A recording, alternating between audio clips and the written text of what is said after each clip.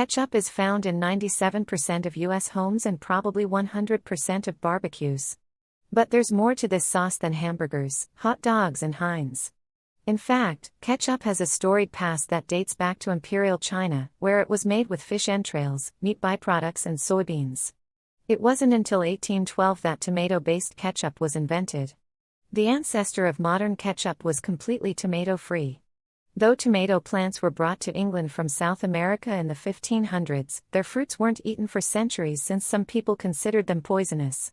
When wealthy Englishmen ate from lead pewter plates, for example, the acid of the tomato leached the lead into the food, causing lead poisoning. Instead, the precursor to our ketchup was a fermented fish sauce from southern China. As far back as 300 BC, texts began documenting the use of fermented pastes made from fish entrails, meat byproducts and soybeans. The fish sauce, called Ketchup or Ketchup by speakers of the southern Min dialect, was easy to store on long ocean voyages. The paste spread along trade routes to Indonesia and the Philippines, where British traders developed a taste for the salty condiment by the early 1700s. They took samples home and promptly corrupted the original recipe. The 18th century was a golden age for ketchup.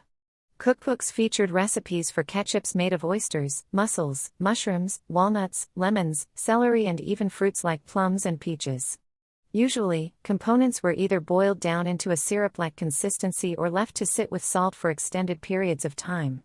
Both these processes led to a highly concentrated end product, a salty, spicy flavor bomb that could last for a long time without going bad. One oyster ketchup recipe from the 1700s called for 100 oysters, 3 pints of white wine and lemon peels spiked with mace and cloves.